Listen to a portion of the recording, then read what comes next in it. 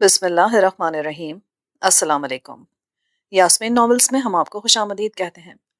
آج آپ جو ناول سن رہے ہیں اس کا نام ہے مقید حیات۔ اس کے مصنفہ ہیں زباریہ صاحب۔ ایپیسوڈ 11۔ ہوش آیا تو میں نے خود کو حوالات نما پنجرے میں پایا۔ اس پنجرے میں میرے ساتھ عدنان، عارف اور پروفیسر تھے۔ میری طرح وہ تینوں بھی ہوش میں آ چکے تھے۔ میں ہڑبڑا کر اٹھ بیٹھا۔ کہیے شکیل صاحب، مزاج شریف کیسے ہیں؟ عارف نے مسکرا کر کہا، وہ پروفیسر اور شیلندر ہم ادھر ہیں۔ میری بات درمیان میں رہ گئی۔ میں نے تیزی سے پلٹ کر دیکھا۔ سلاخوں کی دوسری طرف تقریباً 10 فٹ کے فاصلے پر ویسا ہی ایک اور پنجرا تھا جس کی سلاخوں کے پیچھے پروفیسر، شیلندر، مہر اور ڈاکٹر عقیل دکھائی دے رہے تھے۔ میں لپک کر سلاخوں تک پہنچا۔ یہاں صرف یہ 2 پنجرے ہی نہ تھے بلکہ آمنے سامنے دونوں اطراف 2 قطاروں کی صورت میں کتنے ہی پنجرے تھے، اور ان پنجروں کے درمیان ایک 10 فٹ کی راہداری سی تھی۔ ہمارے علاوہ بھی چند پنجروں میں کچھ لوگ بند تھے جو زندہ انسان کم اور ڈھانچے زیادہ لگ رہے تھے۔ یہ سب کیا ہے شیلندر؟ قید خانہ، مہاراجہ رام پرساد کا قید خانہ۔ اوہ، یعنی یہاں کا کھانا ہضم نہیں کر پائے، یہ دوسرا موقع ہے؟ عارف نے مسکرا کر کہا، خیر ہو کہ خیر ہو، دعائیں کیجیے اس کے لیے۔ میں نے رخ بدل کر شیلندر کو مخاطب کیا، کیا یہ قید خانہ راج محل میں ہی ہے؟ ہاں، اس سمے ہم راج محل کی عمارت کے نیچے ہیں۔ ہمارے اور ممی والے تابوت کے درمیان صرف اس قید خانے کی دیوار حائل ہے۔ ہاں، اور اس تک پہنچنا ہمیں کبھی نصیب نہیں ہوگا۔ عقیل نے گہری سانس لی۔ بہت جلد عقیل بناس، تم دیکھتے جاؤ، ہم بہت جلد نہ صرف اس تابوت تک پہنچ جائیں گے بلکہ تابوت یہاں سے نکال کر بھی لے جائیں گے۔ دیکھنے سننے پر کوئی پابندی نہیں ہے، دل کو بہلانے کو یہ خیال اچھا ہے غالب۔ ویسے تو اب یہاں سے زندہ نکلنے سے رہے ہم۔ اگر مہاراج کو ہماری موت منظور ہوتی تو ہمیں یہاں لانے کا کشٹ نہ کیا جاتا بلکہ وہیں بے ہوشی کے عالم میں ایک ایک گولی داغ دی جاتی۔ اب کوئی بھی خوش فہمی نہ پالنا۔ اگر میں خوش فہمیوں کو جھولے جھولنے والوں میں سے ہوتا نا تو اب تک ان جیسے پنگوں میں الجھتا رہا ہوں نا تو کب کا سرگواشی ہو چکا ہوتا۔ ان لوگوں کی عقل میں بات نہیں ہے کہ شیلندر میاں، بہرحال پہلے قدم کی کامیابی پر میری طرف سے مبارکباد قبول کرو۔ شیلندر تیزی سے بولا، پروفیسر، ابھی نہ میں کچھ کہوں گا اور نہ ہی آپ اس بارے میں کچھ بولیں گے، اور مناسب یہی رہے گا کہ اس موضوع پر ہم فی الحال خاموشی رہیں۔ ہاں، تمہاری یہ دور اندیشی بھی بہتر ہے۔ پروفیسر نے سنجیدگی سے کہا، پتہ نہیں وہ کیا کھچڑی پکا رہے تھے۔ ہم دشمن کی قید میں تھے اور اس کے رحم و کرم پر تھے، اور وہ کامیابی اور مبارکبادوں کی باتیں کر رہے تھے۔ میں نے وقت دیکھنا چاہا تو چونک پڑا۔ گھڑی غائب تھی، جیبیں بھی خالی تھی۔ میں نے شیلندر کے ساتھ والے پنجرے میں دیکھا۔ بائیں طرف 4 اور دائیں طرف 2 آدمی بند تھے۔ ان کے اوپری دھڑ ننگے تھے، جسم پر ایسے نشانات تھے جیسے انہیں گرم دہکتی سلاخوں سے داغا گیا ہو۔ ان کے جسموں کی خشک سیاہ کھال ان کی پسلیوں سے چپکی ہوئی تھی، اور تمام ہڈیاں یوں ابھری تھیں جیسے وہ قحط کے مارے ہوں۔ تمام کے تمام ننگے فرش پر مرداروں کی طرح پڑے تھے۔ داڑیاں، مونچھیں اور سر کے بال بے ترتیبی سے بڑھے ہوئے تھے۔ مجھے ہول اٹھنے لگے۔ یقیناً جب وہ یہاں لائے گئے ہوں گے تو وہ بھی ہماری طرح تندرست و توانا اجسام کے مالک رہے ہوں گے۔ پتہ نہیں یہاں ان کے ساتھ کیسا سلوک کیا گیا ہوگا، انہوں نے کیسی کیسی اذیتیں اٹھائی ہوں گی کہ وہ آج اس حال کو پہنچ گئے۔ تو کیا ہمارا حال بھی؟ میں جھرجھری لے کر رہ گیا۔ شیلندر وغیرہ فرش پر بیٹھے تھے۔ شیلندر اور عقیل بدستور آپس میں الجھے ہوئے تھے۔ عقیل کہہ رہا تھا، شیلندر، مجھے سمجھاؤ تو، تم اتنے دعوے سے کیسے اور کیوں کہہ رہے ہو کہ مہاراج ہمیں زندہ چھوڑ دے گا؟ پاگل ہو گئے ہو؟ یہ میں نے کب کہا کہ وہ ہمیں زندہ چھوڑ دے گا؟ میں نے تو یہ کہا ہے کہ وہ فی الوقت ہمیں ہلاک نہیں کرے گا، یعنی ابھی ہماری زندگیاں محفوظ ہیں۔ مطلب دوسرے لفظوں میں تمہارے کہنے کا مطلب یہ ہے کہ وہ ابھی ہمیں بطور مہمان رکھے گا؟ مہمان نہیں، دشمن، اور وہ بھی دشمن خاص۔ پہلے وہ ہمیں طرح طرح کی اذیتیں دے گا، تکلیفیں پہنچائے گا، ہم پر سائنٹیفک قسم کا تشدد کرائے گا تاکہ اس کی حیوانی فطرت کی تسکین ہو سکے، اور جب ہم اذیتیں سہ سہ کر دم توڑ دیں گے تب وہ ہماری کھالوں میں بھس بھروا کر ہماری کھالیں اور ہمارے استخوانی ڈھانچے اپنے عجائب خانے میں اس سونے کے مجسمے کے ساتھ رکھوا دے گا، اور ہمارے ڈھانچوں کی گردنوں میں ایک ایک تختی لٹکا دی جائے گی جس پر ہماری کوششوں اور ہمارے انجام کے حالات درج ہوں گے۔ عقیل گھورنے لگا، منحوس آدمی، شکل اچھی نہیں ہے تو کم سے کم بات تو اچھی کر لیا کرو۔ میری جان عقیل، یہ کوئی قیاس آ رہا نہیں، حقیقت ہے۔ میں تمہیں مہاراج کی سوچ سے آگاہ کر رہا ہوں کہ ہمارے متعلق وہ کیا وچار رکھتا ہے۔ کیا تم کو نجومی ہو؟ بات نجومی کی نہیں ہے دوست، کامن سینس بھی کوئی چیز ہوتی ہے۔ مہاراج جس ذہنیت کا، جس نفسیات کا آدمی ہے نا، ایسا شخص اس کے علاوہ کچھ سوچ بھی نہیں سکتا۔ بس یار رہنے دو، لگتا ہے شرلک ہومز تمہارے سر پر زیادہ ہی سوار ہے۔ بائیں طرف کونے کی جانب سے کچھ آہٹوں کی آواز بلند ہوئی تو شیلندر نے سبھی کو خاموش رہنے کا اشارہ کر دیا۔ میں اور عدنان عارف سیدھے ہو کر بیٹھ گئے. قدموں کی چاپ سنائی دی. اندازہ ہوتا تھا کوئی ایک آدمی نہیں بلکہ اچھے خاصے افراد آ رہے ہیں. چاپ آہستہ آہستہ نزدیک آتی جا رہی تھی. پھر آنے والے حوالات کے سامنے آ رکے. 10 خوخار قسم کے آدمی تھے جن کے ہاتھوں میں 2 نالی بندوقیں نظر آ رہی تھیں، اور جو سب سے آگے تھا وہ 100% بھیم سنگھ تھا. وہی بھیم سنگھ جو محل کے اندرونی امور کا انچارج تھا. شکل سے بڑا خطرناک درندہ صفت آدمی معلوم ہوتا تھا. وہ چند لمحے میں گھورتا رہا، پھر پلٹ کر شیلیندر اور دوسرے لوگوں کی طرف متوجہ ہو گیا. ماں کے دینوں، بڑے بے فکر ہو کے بیٹھے ہو، کیا باپو کے ویا میں آئے ہو؟ کسی نے کوئی جواب نہیں دیا. پھر وہ مہر کی طرف متوجہ ہوا. ماتا ہری، یہ تم نے اپنا چہرہ بگاڑنے کا کشٹ کیوں کر لیا؟ جب یہاں پلٹ کر آ ہی رہی تھی تو یہ ذمہ واری ہمارے کندھوں پر ڈال دینی تھی. ہم اس طرح تمہاری صورت بگاڑتے کہ کوئی مائی کا لال پہچان بھی نہیں پاتا، جبکہ اب تو اس حلقے میں تم کو کوئی اندھا بھی پہچان لے گا. ویسے میرا وچار ہے کہ مہاراج تمہارے ساتھ خصوصی رعایت برتیں گے. بھیم سنگھ، مہاراج نے تمہیں یہاں بھیج دیا ہے، کیا خود مہاراج کی ہمت نہیں ہوئی ہمارا سامنا کرنے کی؟ مہر نے کہا. دھیرج سے، ذرا دھیرج سے کام لو ماتا ہری. مہاراج سے بھی سامنا ہو جائے گا، اور ہمت شبد کے معنی تو تم لوگوں کو میں سمجھاؤں گا. اس شبد کے معنی تم ابھی تک خود نہیں سمجھ سکے، ہمیں کیا سمجھاؤ گے؟ چنتا نہیں کرو، سب سے پہلے میں تمہیں ہی اپنی ہمت دکھاؤں گا. اور کیا دکھاؤ گے بھیم سنگھ؟ ہم نہتے بے بس اور سلاخوں کے پیچھے قید ہیں. اس کے باوجود تم 10 مسلح افراد کے گھیرے میں ہمارے سامنے آئے ہو. ہم دیکھ رہے ہیں تمہارا حوصلہ واقعی بڑے بہادر اور باہمت نوجوانوں کا سا ہے. مہر کے لہجے میں کاٹ تھی. بکواس مت کر کتیا، کہیں ایسا نہ ہو میں تجھے ابھی باہر نکال لوں. مہر نے ایک نظر شیلیندر کی طرف دیکھا، اور پتہ نہیں آنکھوں میں وہ کیا بولا کہ وہ خاموش ہو گئی. تم میں سے شیلیندر کون ہے؟ وہ ہمارے ساتھ نہیں تھے. جواب مہر نے دیا. بھونکتی ہے تو، ہمیں سب خبر ہے. اتنے نادان نہیں ہیں ہم. خیرون نے ہمیں پہلے ہی بتا دیا تھا کہ شیلیندر بھی تم لوگوں کے ساتھ ہے. اس کو کوئی غلط فہمی ہوئی ہوگی. اچھی بات ہے. بھیم سنگھ نے اپنے ساتھی کی طرف رخ بدلا اور اس سے بولا. روشن، ان کے بیگ میں جو سامان تھا اس میں کلینزنگ لوشن کی ایک بوتل بھی ہے، وہ لے کر آؤ اور ان کے چہلے دھلانے کا پربند کرو. روشن سارے لاتا ہوا پلٹ گیا. ابھی پتہ چل جائے گا کہ شیلیندر کہاں ہے. کچھ ہی دیر بعد روشن واپس آ گیا اور ایک بوتل اور ایک تولیہ اس کے ہاتھ میں تھا. چلو پہلے یہ والا تالا کھولو. وہ ہماری طرف متوجہ ہوا. ایک شخص چابیوں کا گچھا لے کر آگے آیا، جبکہ باقی اپنی اپنی جگہ پر الرٹ ہو گئے. اگر کوئی ذرا بھی پھرتی دکھانے کی کوشش کرے نا تو بلا جھجک گولی چلا دینا، اس نے اپنے ساتھیوں سے کہا. پھر ہم لوگوں سے مخاطب ہوا.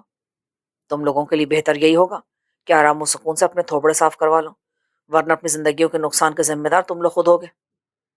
ایک گینڈے نما انسان نے دروازہ کھولا اور پیچھے ہٹ کر کھڑا ہو گیا. روشن نے اپنی بندوق اسے تھمائی اور خود اندر آ گیا. اس گینڈے نے جلدی سے دروازہ بند کیا اور اپنے ساتھیوں کی طرح ہم پہ بندوق تان کے کھڑا ہو گیا. اب ان کا ایک ساتھی حوالات کے اندر تھا اور 9 آدمی ہم پر بندوقیں سیدھی کے کھڑے تھے، جبکہ بھیم سنگھ ایک طرف دونوں ہاتھ کولوں پہ رکھ کے کھڑا تھا. ہوٹل والے تہخانے میں ان کے 7 آدمی مہر کے ہاتھوں مارے گئے تھے. شاید اسی وجہ سے اس بار وہ ضرورت سے زیادہ محتاط ہو رہے تھے. روشن نے سب سے پہلے مجھے ہی منتخب کیا. وہ میرے چہرے پر لوشن مل رہا تھا. ذرا دیر بعد اس نے تولیہ سنبھالا اور اچھی طرح رگڑ کر میرا چہرہ صاف کرنے لگا. کچھ دیر بعد ہی وہ ہٹ کر ایک طرف کھڑا ہو گیا. تو یہ آپ ہیں ڈاکٹر شکیل ظفر؟ بھیم سنگھ نے مجھے گھورا. پھر وہ روشن سے بولا. اے حرامی، تو کھڑا کیا کر رہا ہے؟ چل دوسرے کا منہ صاف کر. روشن جلدی سے عدنان کی طرف متوجہ ہو گیا. اس کا چہرہ رگڑنے کے بعد وہ عارف کی طرف گیا. لوشن ملنے کے بعد جب وہ تولیے سے عارف کا چہرہ رگڑنے لگا تو عارف نے اس کا ہاتھ جھٹک کر پیچھے کر دیا. الو کے پٹھے، میرا چہرہ ہے، کوئی پتھر نہیں، ذرا ہولے کر. باہر کھڑے مسلح افراد اس کی حرکت پر چونک پڑے. بھیم سنگھ کی آنکھیں بھی ذرا پھیل گئیں، مگر عارف کی بات سن کر ان کے تاثرات اعتدال پر آ گئے. وہاں میرے لٹھے کے تھن، تو بڑا نازک مزاج لگتا ہے. بھیم سنگھ استہزائیہ لہجے میں بولا. روشن تولیہ لیے دوبارہ آگے بڑھا تو عارف نے اس کی کلائی تھام لی. روشن میاں، ذرا آہستہ، ورنہ تمہاری کلائی توڑ ڈالوں گا. او پاٹے خان، زیادہ نواب کا بچہ بننے کی کوشش نہ کر، ورنہ بھیجے میں سوراخ ہو جائے گا. بھیم سنگھ نے کہا. بھیم سنگھ، یہ ہمارا آپس کا معاملہ ہے، تم بیچ میں مت بولو. اگر گولیاں چلانے کا زیادہ شوق ہے تو بندوق پکڑو اور چلا دو مجھ پر. زیادہ ڈرانے دھمکانے کی ضرورت نہیں ہے. عارف نے یہ کہا اور روشن کی کلائی چھوڑ دی. وہ بڑی احتیاط سے عارف کا چہرہ صاف کرنے لگا. کچھ ہی دیر بعد عارف کی اصل صورت دکھائی دینے لگی. او، نیورو سرجن ڈاکٹر عارف علی تیمور، ہمیں بتایا گیا تھا کہ تم بڑے اکھڑ قسم کے آدمی ہو. اچھی بات ہے، بہت اچھی بات ہے. بھیم سنگھ نے چونکے ہوئے لہجے میں کہا. उस गैंडे ने दरवाजा खोला और रोशन तौलिया संभालता बाहर निकल गया। फौरन ही दरवाजा बंद करके ताला लगा दिया गया। फिर वो सब दूसरे हवालात की तरफ मुतवज्जो हो गए। मुसल्लह अफराद ने बंदूकों का रुख उस हवालात की तरफ किया और रोशन अंदर चला गया। उसने सबसे पहले प्रोफेसर का चेहरा साफ किया, फिर मेहर और आखिर में डॉक्टर अकील और शैलेंदर की बारी आई। अपना काम निपटाकर वो जल्दी से बाहर आ गया। भीम सिंह की नजर शैलेंदर पर जमी हुई थी। बाकी सबका रिकॉर्ड तो हमारे पास महफूज है, मेरे लिए सिर्फ तुम ही अनजान हो, और यकीनन तुम ही शैलेंदर हो। सुराग रसा शैलेंदर राय हरीजा। भीम सिंह ने फातिहाना लहजे में कहा। फर्ज करो अगर मैं ही शैलेंदर हूं तो फिर क्या किया जाए? शैलेंदर ने पूछा। भीम सिंह कुछ न बोला और वापसी के लिए पलट गया। तमाम लोग उसके साथ चले गए। सन्नाटा छा गया। वो चले गए मगर हमारे लिए वसवसे और अंदेशे छोड़ गए। ना जाने क्या होने वाला था। वक्त धीरे धीरे सरकता रहा। हम मुमकिन खतरात के पेश नजर हलकान होते रहे। यूं ही कई घंटे गुजर गए मगर हम लोगों के दरमियान कोई खास बात नहीं हुई। एक अंदाजा था कि मौजूदा रात के बाद दिन के साथ साथ रात भी खासी गुजर गई है, मगर यूं लगता था जैसे वो लोग हमें भूल गए हों। कोई भी ना आया, ना खाना ना पानी। हलक में कांटे से पड़ने लगे। हम उस छोटी सी हवालात में कभी टहलने लगते, कभी दीवार से टेक लगा के बैठ जाते और कभी कमर सीधी करके लेट जाते। कहने वाले ने कहा है कि नींद सूली पर भी आ जाती है। हम सब का उस कैद में इस मुहावरे पर कामिल यकीन हो गया। कुछ देर के लिए सो जाने का मशवरा शैलेंदर ने ही दिया था, जिसे सबने कबूल कर लिया। सोते वक्त जहन में सिर्फ यही सोच चकरा रही थी कि हमें मुगल्लिजात के गीत सुनाकर नींद से बेदार किया जाएगा, मगर ऐसा कुछ नहीं हुआ। बारी बारी हम सब अस खुद ही बेदार हो गए। जिस वक्त मेरी आंख खुली, मेरी हवालात में अदनान और दूसरी तरफ प्रोफेसर और मेहर पहले से बैठे थे, जबकि अकील, आरिफ और शैलेंदर अभी सो रहे थे। अदनान मेहर को देख रहा था और वह गुस्से से तिल मिला रही थी। शैलेंदर और अकील की नींद के ख्याल से लेकिन वो खामोश बैठी थी, और लगता यही था कि वह अदनान को खरी खरी सुनाना चाहती है। प्रोफेसर अलबत्ता मराकबे से किसी कैफियत में थे। अदनान के मुस्तकिल निगाहों की आंच से तंग आकर मेहर कदरे रुख फेर कर बैठ गई। उसके इस तरह रुख फेर लेने पर अदनान कदरे मुस्तरब सा हो गया। उसने मुंह से शीशी की आवाजें निकालने की कोशिश की। मेहर ने घूर कर उसे देखा तो वो उसके सामने हाथ जोड़ने लगा और इशारों की मदद से कहने लगा कि चेहरा मेरी तरफ कर लो। मेहर ने पांव से सैंडल उतारा और अदनान को दिखाते हुए इशारा किया कि अगर चुप नहीं हुए तो तुम्हारे मुंह पे खींच मारूंगी। अदनान ने दोबारा उसको मुखातिब करने की कोशिश की तो मेहर ने सैंडल निकाला और अदनान की तरफ फेंक दिया। अदनान तड़प कर एक तरफ हो गया। मेहर का निशाना बड़ा बाकमाल था। सैंडल बंदूक से निकली गोली की तरह सलाखों के दरमियान से होता हुआ अंदर आया। अदनान तो एक तरफ हट गया था। सैंडल किसी बम की तरह सोते हुए आरिफ की पेशानी पे लगा। वो हड़बड़ा कर उठ बैठा। कौन है? क्या हुआ?" शैलेंद्र भी हड़बड़ा कर उठ बैठे और अकील भी। उन बेचारों की हालत खराब हो गई। आरिफ अपनी जगह एक हाथ से पेशानी और दूसरे हाथ से सैंडल पकड़े हैरान बैठा था। मेरे दिल में कह कहे मचल रहे थे। "आरिफ भाई क्या हुआ है?" अदनान मिस्किन से सूरत बनाकर बोला। क्या हुआ है?" अकील ने पूछा। "मेहर का सैंडल।" "ये क्या बदतमीजी है? क्या बेहूदगी है ये?" आरिफ धाड़ा। उसकी कुशादा पेशानी पर एक छोटा सा गोमड़ नमूदार हो गया था। "ये क्या तरीका है?" "मेहर, क्या हरकत है ये?" शैलेंद्र ने गहरी संजीदगी से मेहर से पूछा। वो अंकल, मैंने अदनान को जूता मारा था, मगर आरिफ साहब के लग गया।" "ना तो आपके यहाँ अपनी मौसी की घर बैठी हैं जो पिट्ठू गरम की मशक कर रही हैं?" "सॉरी आरिफ साहब।" "सॉरी आरिफ साहब, मेरे माथे पे पकौड़ा बना के रख दिया और सॉरी कहकर बरीउल जिम्मा हो गई। मेहर, तुम्हें कुछ अंदाजा होना चाहिए कि हम किस सूरत हाल का शिकार हैं और कहाँ पड़े हैं।" शैलेंद्र ने बदस्तूर संजीदगी से कहा। "अंकल, मुझे सिर्फ अंदाजा ही नहीं, पूरा इल्म और इतराक भी है कि सूरत हाल कितनी संगीन है।" "तो फिर?" "पर इसमें मेरा कोई कसूर नहीं है। मुझे अदनान ने इस हद तक जिद कर दिया था कि मैंने इस पर जूता खींच मारा।" "मैं तुम्हें कई बार समझा चुका हूँ कि तुम्हारी यही सबसे बड़ी कमजोरी है। अपने जज्बात पर काबू पाना सीखो।" आरिफ अदनान पे बरस पड़ा। "आखिर मैंने क्या कर दिया? तो तुम्हें दिखाई नहीं दे रहा कि यह क्या है? पेशानी है ये तो। और ये पेशानी के ऊपर क्या है? ये छोटी पेशानी है। बको मत। ये टीनेजर वाली छिछोरी हरकतें छोड़ दो। ऐसी हरकतों से कोई लड़की मुतासर नहीं होती।" "हरकतों की बात नहीं है। बात दरअसल यह है कि जब मेहर का चेहरा मेरी निगाहों के सामने होता है तो मुझे किसी चीज़ का होश नहीं रहता। इसलिए मैंने मेहर से कहा था कि आप मेरी तरफ रुख किए बैठी रहें ताकि मैं भूख प्यास के एहसास से बचा रहूं, मगर इन्होंने तो खफा होकर सैंडल खींच मारा। तुम भूखे थे, इसलिए तो मेहर ने तुम्हें सैंडल मारा है कि फिलहाल सैंडल खाकर गुजारा करो।" अकील ने कहा। "तो उस पर भी कब तक गुजारा रहेगा? आखिर अंजाम कार फाका ज़्यादा लाश ही होगी। जीते जी तो अब यहाँ से निकलना नसीब नहीं होगा, और इसका जिम्मेदार मैं होऊंगा।" "नहीं शैलेंद्र साहब, आप नहीं। इसके जिम्मेदार या तो शकील साहब होंगे या फिर वो मनहूस ताबूत جس کے چکر میں ہم یہاں تک آن پہنچے ہیں؟ عدنان نے چڑھ کر کہا، او ملون، خبیث، بدبخت انسان، کیوں خود پہ عرصہ حیات تنگ کر رہا ہے تو؟ کیوں کربناک موت کو آوازیں دیتا ہے؟ اپنی زبان کو لگام ڈال۔ پروفیسر پر فرط غضب کے لرزہ طاری ہو گیا۔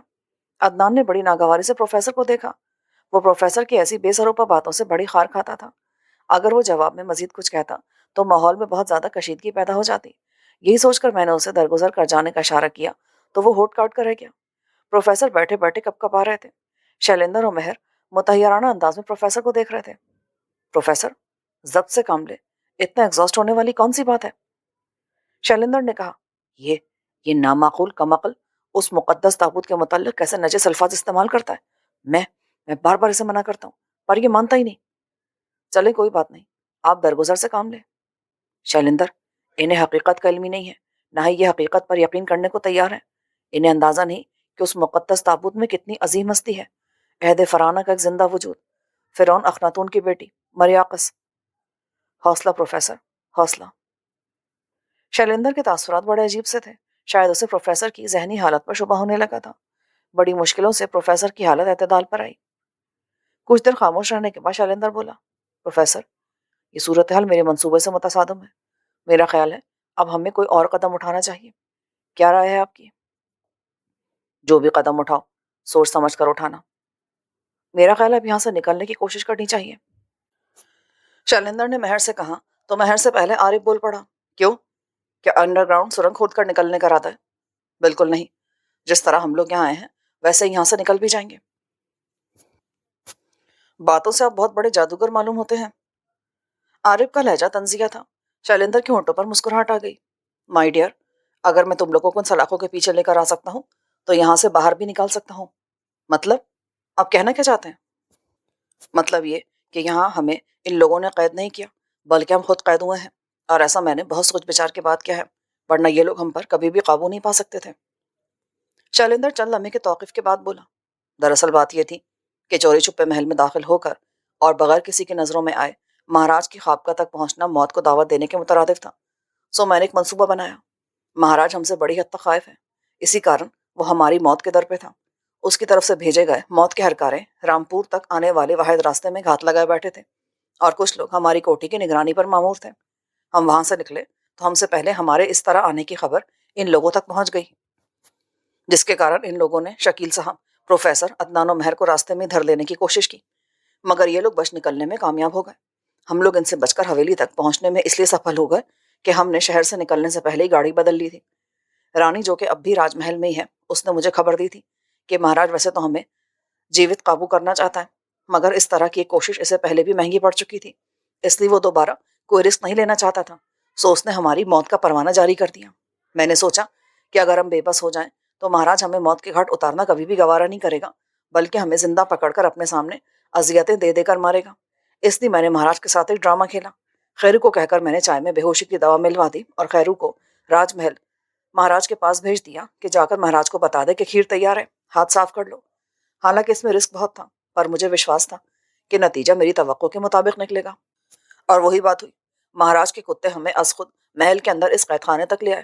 میرا وچار تھا کہ مہاراج جب یہاں آئے گا تو ہم اس کو بندی بنا لیں گے اور تابوت لے اڑیں گے، مگر یہاں صورتحال میری توقع کے خلاف نکلی۔ میں سمجھ رہا ہوں یہ لوگ ہمیں بھوکا پیاسا رکھ کر جسمانی اور اعصابی طور پر اس حد تک ناکارہ کر دیں گے کہ ہم میں ہلنے جلنے کی سکت بھی نہ رہے۔ تب مہاراج ہمارے سامنے آئے گا اور ایسی صورت میں ہم زندہ نہ بچ سکیں گے، لہٰذا اس سے پہلے ہی ہمیں یہاں سے نکلنے کی کوشش کرنا ہوگی۔ عقیل نے کہا، شیلیندر، تمہارا پلان تو بڑا جاندار تھا، لیکن اگر ذرا سی بھی کہیں کوئی کمی بیشی ہو جاتی تو ہم سب اس وقت عالم میں بالا میں بیٹھے ہوتے۔ میرے ہوتے ویسا ممکن نہیں تھا۔ وہ مسکرا دیا، تم بھی تو ہمارے ساتھی مردوں کی طرح یہاں تک آئے ہو، اگر وہ لوگ ہمیں ہلاک کرنا چاہتے تو ہمارے ساتھ ساتھ تمہیں بھی ٹائم فش کر دیا ہوتا۔ میں یہاں تک تم لوگوں کے ساتھ ضرور آیا ہوں، مگر مردوں کی طرح نہیں، بلکہ اپنے ہوش و حواس میں۔ کیا مطلب؟ چائے تو تم نے بھی پی تھی؟ ضرور پی تھی، مگر شاید اس دوران میں کسی نے نوٹ کیا ہوگا کہ چائے پینے سے پہلے میں نے ایک کپ میں ایک ٹیبلٹ ڈالی تھی، وہ بے ہوشی کی دوا کا اثر زائل کرنے کے لیے تھی۔ بڑے خبیث ہو تم۔ بہرحال یہ بتاؤ اب پلان کیا ہے؟ یہاں سے کیسے نکلا جا سکتا ہے؟ یہ کوئی ایسا مشکل کام نہیں ہے، اصل سمسیا کچھ اور ہے۔ وہ کیا؟ مہاراج کا عجائب خانے کو جانے والا راستہ مہاراج کی خوابگاہ سے جاتا ہے، یہ تو تم لوگوں کو علم ہے۔ ہاں بالکل۔ تو پھر سمسیا کیا ہے؟ مہاراج کی خوابگاہ میں ایک اور خفیہ راستہ بھی ہے جو محل سے باہر ایک ایسی کوٹھی میں جا کر نکلتا ہے جو یہاں سے کچھ فاصلے پر واقع ہے۔ ہم لوگ عجائب خانے سے تابوت نکال کر مہاراج کی خوابگاہ سے ہی اسی دوسرے راستے کے ذریعے محل سے باہر نکل جائیں گے۔ یہ تو سارا مسئلہ ہی حل ہو گیا، سب راستے سیدھے ہو گئے۔ شکیل صاحب پہلے ان کی بات تو مکمل سن لیں، مسئلہ تو انہوں نے بیان کیا ہی نہیں، عارف نے ٹوکا۔ مسئلہ یہ ہے مہاراج کی خوابگاہ تک پہنچنے کا، یہ علم نہیں کہ یہ قید خانہ محل کے کون سے حصے میں ہے اور اس کا راستہ کہاں جا کر نکلتا ہے۔ میرا وچار ہے کہ یہاں سے نکلنے کے بعد مہاراج کی خوابگاہ تک پہنچنا کافی خطرناک ثابت ہوگا۔ کوئی بات نہیں، اللہ مالک ہے، جو ہوگا دیکھا جائے گا۔ میرے لیے احساس ہی بڑا خوشکن تھا کہ میں مریاقص تک پہنچنے والا ہوں، صدیوں پہلے کی اس شہزادی تک جو ہزاروں سال سے اذیتوں میں مبتلا ہے اور جو کئی سو سال سے میری منتظر ہے، جس کی تمام تکالیف مصیبتوں کا حل میری ذات میں پوشیدہ ہے۔ ایک فرعون زادی، سرزمین مصر کی بیٹی جو میری مدد کی طلبگار ہے، میں اس مریاقص تک پہنچنے والا تھا۔ تو پھر کیا خیال ہے، نکلا جائے یہاں سے؟ شیلیندر نے سب کی طرف دیکھا۔ اگر ایسا ممکن ہے تو پھر انتظار کس بات کا؟ سوچ لیں، باہر نکل کر ہم میں سے کوئی بھی یا سبھی گولی کا شکار بھی ہو سکتے ہیں۔ یہاں فاقوں سے اکتا کر ایڑیاں رگڑتے ہوئے بے بسی و بے کسی کی موت مرنے سے بہتر ہے کہ یہاں سے باہر نکل کر گولی کا شکار ہو جائیں۔ عارف نے سپاٹ لہجے میں کہا، تو ٹھیک ہے، تیار ہو جائیں۔ مہر، تالا کھولنا ہے۔ مہر کے ہونٹوں پر مسکراہٹ آ گئی۔ اس نے سر پر ہاتھ پھیرا اور ہیئر پن اتار کر شیلیندر کو دے دی۔ وہ اپنی جگہ سے اٹھ کر سلاخوں والے دروازے کے قریب آ گیا۔ ایک ذرا سی اس نے کسی قسم کی آہٹ محسوس کرنے کی کوشش کی، پھر سلاخوں سے ہاتھ نکال کر تالا پکڑا اور پن کی ہول میں داخل کر دی۔ کچھ دیر تک وہ پن والے ہاتھ کو حرکت دیتا رہا، پھر اچانک ہلکی سی کلک کی آواز آئی اور تالا کھل گیا۔ ہم سب اچھل پڑے۔ شیلیندر نے تالا ہٹایا اور آہستگی سے دروازہ کھول دیا۔ اس نے باہر نکل کر پہلے دائیں بائیں نگاہ دوڑائی، پھر ہمارے دروازے تک آیا۔ کچھ دیر بعد ہم لوگ بھی حوالات سے باہر تھے۔ آ جاؤ۔ شیلیندر بائیں طرف کو چل پڑا۔ 25-30 قدم کے فاصلے پر نظر آنے والی دیوار تک دونوں طرف سلاخوں والی کوٹریاں سی بنی تھیں۔ چند ایک میں کچھ زندہ، کچھ کم مردہ قسم کے لوگ بے سود پڑے تھے۔ ہم دبے قدموں آگے بڑھتے رہے۔ آخری حوالات کی اوٹ میں بائیں ہاتھ ہی ایک کونے میں 6 سنگی زینے تھے جن کے اختتام پر ایک دروازہ تھا۔ وہ تھوڑا سا کھلا ہوا تھا۔ شیلیندر نے ہمیں احتیاط کا اشارہ کیا اور سہج سہج قدم اٹھاتا زینوں کی طرف بڑھ گیا۔ ہم بھی اس کے پیچھے تھے۔ البتہ مہر تیزی سے میرے عقب سے نکل کر شیلیندر کے بالکل قریب پہنچ گئی۔ آخری زینے پر پہنچ کر شیلیندر نے ہمیں رکنے کا اشارہ کیا اور خود دروازے کی جھری سے اندر جھانکنے لگا۔ کچھ دیر بعد وہ سیدھا ہوا اور مہر کو اشارے سے بتانے لگا کہ بظاہر تو اندر ایک آدمی ہے مگر زیادہ بھی ہو سکتے ہیں۔ میں اندر جا رہا ہوں، میرے جانے کے بعد تمہیں کیا کرنا ہے؟ ہم ایک تیز سنسنی کا شکار تھے۔ شیلیندر نے گہری سانس لی اور جھٹکے سے دروازہ کھولتا ہوا اندر داخل ہو گیا۔ مہر اچھل کر کھلے دروازے کے سامنے جا کھڑی ہوئی۔ اندر سے 2 بار عجیب و غریب آوازیں بلند ہوئی، پھر کسی کی کرہانے کی آواز ابھری، ساتھ ہی کرہانے والا دروازے سے آن ٹکرایا۔ مہر پہلے ہی اس کی منتظر تھی۔ اس نے جھپٹ کر اس آدمی کی گردن گرفت میں لے لی اور اسے اپنی جانب کھینچ لیا۔ چٹک کی آواز آئی اور بندہ اچھلتا ہوا فرش پر آ گرا۔ اس کی گردن ٹوٹ گئی تھی۔ عقل سے ماورا تھی مہر کی یہ تکنیک۔ معلوم نہیں کیا جادو تھا اس کے ہاتھوں میں کہ اچھے خاصے گرانڈیل شخص کی گردن کو صرف چھوتی تھی اور ہڈی ٹوٹ جاتی تھی۔ آ جائیں۔ ہم زینے طے کرتے ہوئے دروازے سے اندر داخل ہوئے۔ ایک اچھا خاصا کمرہ تھا جس کی 2 دیواروں کے ساتھ کرسیاں لگی تھیں۔ تیسری دیوار کے ساتھ ایک آرام دہ صوفہ تھا۔ 2 ایک الماریاں، دیواروں کے ساتھ کچھ زنجیریں، ہک اور نہ جانے کیا کچھ تھا۔ یقیناً یہ عقوبت خانہ تھا جہاں مہاراج اپنے سامنے انسانوں کے ساتھ جانوروں جیسا سلوک کرواتا ہوگا۔ چوتھی دیوار کے ساتھ سیڑھیاں اوپر کو جاتی تھیں۔ سیڑھیوں کے اختتام پر ایک ٹھوس لکڑی کا دروازہ تھا۔ شیلیندر ایک طرف پڑا بندوق اٹھا رہا تھا۔ وہ بندوق اٹھا کر اس نے عدنان کو دی۔ خیال رہے، محل کے اندر اگر گولی چلنے کی آواز گونج اٹھی تو پھر ہمارا یہاں سے بچ نکلنا تقریباً ناممکن ہوگا۔ وہ بولا اور پلٹ کر ایک آہنی الماری کی طرف متوجہ ہو گیا۔ وہ لاک تھی۔ شیلیندر نے کالر میں لگی ہیئر پن نکالی اور لاک کھولنے کی کوشش کرنے لگا۔ کچھ ہی دیر میں لاک کھل گیا۔ اس نے ایک نظر ہماری طرف دیکھا اور الماری کے دونوں پٹ کھول دیے۔ پوری الماری مختلف نوع اوزاروں اور ہتھیاروں سے بھری ہوئی تھی۔ ہتھکڑیاں، نائلون کی رسیوں کے گچھے، پلاس، پینچی، ہنٹر، خنجر، جانے کیا کچھ تھا۔ شیلیندر چند لمحے سوچتا رہا، پھر اس نے ایک ہتھکڑی اٹھائی اور عقیل کی جانب اچھال دی۔ سنبھال لو، کام آئے گی۔ پھر اس نے الماری میں نظر آنے والے 3 خنجر نکال لیے، ایک مہر کو، دوسرا خود اور تیسرا خنجر ہماری طرف کر کے سواری نظروں سے ہمیں دیکھنے لگا۔ وہ تیسرا خنجر عارف نے لے لیا۔ اب ہم اس دروازے سے نکل کر، تہ خانے سے نکل کر محل میں پہنچ جائیں گے۔ کچھ اندازہ نہیں ہے کہ یہ تہ خانہ محل کے کس حصے میں ہے اور اس دروازے سے نکلنے کے بعد ہم محل کے کون سے حصے میں نکلیں گے۔ یہ بھی اندازہ نہیں کہ باہر رات کا سمے ہے یا دن کا۔ لیکن ایک بات طے ہے کہ اگر ہم لوگ کسی بھی طرح مہاراج کی خوابگاہ تک پہنچ گئے تو یوں سمجھو 70% خطرے سے محفوظ ہو جائیں گے۔ لہٰذا ذہن میں رہے کہ ہماری پہلی کوشش یہی ہونی چاہیے کہ کسی کی نظروں میں آئے بغیر خوابگاہ تک پہنچ جائیں، لیکن اگر اس دوران نہیں، ہم لوگوں کو پہلے خوابگاہ تک نہیں پہنچنا۔ عدنان نے اس کی بات کاٹی۔ پہلے ہمیں محل کے لنگر خانے کا یا کچن کا رخ کرنا چاہیے۔ بھوک نے جسم کی ساری توانائی چوس لی ہے، مجھ سے تو کھڑا بھی نہیں ہوا جا رہا۔ تو ٹھیک ہے، تم یہاں لیٹ کر آرام کرو، ہم لوگ مہاراج کی خوابگاہ کی طرف جا رہے ہیں۔ عارف نے سپاٹ لہجے میں کہا اور شیلیندر سے بولا، آپ آگے بولیں۔ میں کہہ رہا تھا کہ ہماری کوشش ہونی چاہیے کہ کسی کی نظروں میں آئے بغیر اپنی منزل تک پہنچ جائیں، لیکن اگر کہیں سے کسی سامنا ہو جائے تو ہماری پوری کوشش ہوگی کہ کسی قسم کے کھٹراک کے بغیر خاموشی اس کو ٹھکانے لگا دیں۔ ٹھیک ہے، صحیح ہے۔ مزید اس کے علاوہ کچھ نہیں؟ بس، تو پھر چلیں آگے۔ شیلیندر سیڑھیوں کی جانب بڑھا، سب اس کے پیچھے تھے۔ ہم دبے پاؤں سینے طے کرتے ہوئے دروازے تک پہنچے۔ شیلیندر نے دروازے پر دباؤ ڈال کر چیک کیا، وہ بند تھا۔ نہ کوئی لاک، نہ ہینڈل، نہ چٹخانی، نہ کنڈی، بس سپاٹ لکڑی کی دیوار تھی۔ Electronic system. شیلیندر نے خود کلامی کی اور دروازے پر ہاتھ رگڑنے لگا، مگر کوئی نتیجہ برآمد نہ ہوا۔ کچھ دیر کی کوشش کے بعد وہ ایک طرف ہٹ کے کھڑا ہو گیا۔ اس کی نظریں دائیں ہاتھ دیوار پر نظر آنے والے اس درز نما خلا پہ جمی تھیں جو دروازے کے بالکل ساتھ سے شروع ہوتا تھا۔ خلا کی چوڑائی 2 انچ اور لمبائی دروازے جتنی تھی۔ چند لمحے اسے گھورنے کے بعد شیلیندر اپنے پیروں میں موجود اس اسٹیل لائن کی جانب متوجہ ہو گیا جو غالباً دروازے کی موومنٹ کے لیے تھی۔ کیا کوئی مسئلہ ہے؟ عقیل کے لہجے میں تشویش تھی۔ دروازہ الیکٹرانک سسٹم کے زیر تحت کھلتا ہے، نہ کوئی ہک کا نشان ہے اور نہ ہی کوئی بٹن وغیرہ دکھائی دے رہا ہے۔ پھر اب کیا ہوگا؟ شیلیندر کو جواب دینے کے بجائے گھٹنوں کے بل بیٹھ گیا۔ دروازے کی لکڑی سے ایک باریک تار نکل کر دائیں طرف خلا میں گم ہوتی دکھائی دیتی تھی۔ شیلیندر نے وہ تار پکڑ کر کھینچنا چاہی، مگر شاید تار کی لمبائی اتنی ہی تھی۔ اس نے نہایت احتیاط سے تار پکڑی اور خنجر کی نوک اس پر یوں پھیرنے لگا جیسے تار کو گدگدی کر رہا ہوں۔ چند لمحوں بعد وہ مزید جھک گیا اور باریک بینی سے تار کو دیکھتے ہوئے اپنا کام کرتا رہا۔ کچھ دیر بعد وہ رکا اور خنجر کی دھار تار پر رکھ کر ہلکا سا دباؤ ڈالا۔ غالباً خنجر ننگی تاروں سے چھو گیا تھا کیونکہ شیلیندر کو واضح جھٹکا لگا تھا۔ خنجر کا دستہ بھی دھاتی تھا۔ تار سے چند چنگاریاں پھوٹی، خنجر اس کے ہاتھ سے چھوٹ گیا اور وہ خود جھٹکے سے گڑبڑا گیا، مگر اس ہلکے سے جھٹکے سے مسئلہ حل ہو گیا۔ دروازہ بے آواز انداز میں ایک ذرا ہماری جانب سرکا اور پھر دائیں طرف دیوار میں نظر آنے والے خلا میں سرکتا چلا گیا۔ باہر جانے والا راستہ کھل گیا تھا۔ کھلے دروازے کی دوسری جانب ویلویٹ کا سبز رنگ کا پردہ جھول رہا تھا۔ شیلیندر نے اپنا خنجر اٹھایا اور کھڑا ہو گیا۔ اس نے پردہ ہٹا کر دوسری طرف دیکھا، پھر پلٹ کر سرگوشی کے انداز میں مہر سے بولا، بھیم سنگھ اکیلا ہے، بالکل سامنے بیٹھا شراب پی رہا ہے، اس کا رخ بھی ہماری جانب ہے، آواز بالکل نہیں ہونی چاہیے۔ خنجر اس نے مہر کے ہاتھ سے لے لیا اور مہر سر ہلاتی ہوئے ایک قدم آگے بڑھی۔ شیلیندر ایک طرف ہو گیا اور وہ پردے کی اوٹ سے دوسری جانب دیکھنے لگا۔ کچھ دیر بعد اچانک اس نے پردہ اٹھایا اور اندر داخل ہو گئی۔ ہمارے دل دھک سے رہ گئے۔ اگر بھیم سنگھ چیخ پڑتا تو ابھی 20 مسلح افراد یہاں پہنچ جاتے اور ہم اوپر۔ پردہ ہٹا اور مہر کا مسکراتا چہرہ دکھائی دیا۔ آ جائیں، اس نے مطمئن انداز میں کہا اور ہم سب حیران پریشان اندر داخل ہو گئے۔ ہم اندر گئے تو ہماری آنکھیں پھٹی کی پھٹی رہ گئیں۔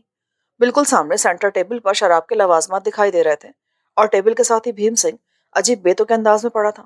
اس کا جسم ہولے ہولے لرز رہا تھا، یقیناً اس کی گردن ٹوٹ چکی تھی۔ عارف، اس کو تہہ خانے میں پھینک دو، دروازہ کھولو مہر، شیلیندر نے دونوں کو کہا۔ ایک طرف کھڑکی بھی تھی جو عقیل نے آگے بڑھ کر بند کر کے پردے کھینچ دیے تھے۔ عارف نے بھیم سنگھ کے نیم مردہ وجود کو ٹانگوں سے پکڑ کر کھینچا۔ میں نے پردہ ہٹایا اور اس نے تہہ خانے کی سیڑھیوں پہ لڑکا دیا۔ شیلیندر نے آگے بڑھ کر نہ جانے کیا کیا کہ کھلا ہوا دروازہ دوبارہ بے آواز بند ہو گیا۔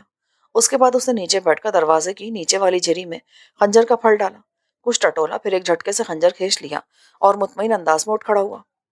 اب یہ دروازہ نہیں کھلے گا۔ پر ہم جائیں گے کدھر؟ ہم پائیں باغ کا رخ کریں گے۔ میرا خیال ہے کھڑکی پائیں باغ میں ہی کھلتی ہے، اور لگتا ہے قسمت کی دیوی بھی مہربان ہے کیونکہ باہر اندھیرا ہے۔ یقینی بات ہے کہ رات کا وقت ہے۔ شیلیندر نے دیواروں پہ نظر دوڑائی۔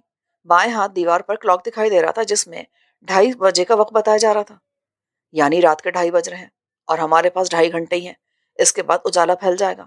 ہمیں 2.5 گھنٹے کے اندر اندر تابوت کو لے کر یہاں سے نکلنا ہوگا، ورنہ اچھی خاصی مشکل ہو جائے گی۔ ابھی تو مہاراج رام پرساد بھی اپنی خوابگاہ میں ہوگا، ہمارا کام مزید آسان ہو جائے گا۔ اس نے مجھے انسانی سروں کا تحفہ بھیجا تھا نا۔ شیلیندر کا لہجہ زہریلا ہو گیا۔ ہم جتنی جلدی کریں گے ہمیں اتنی ہی آسانی رہے گی۔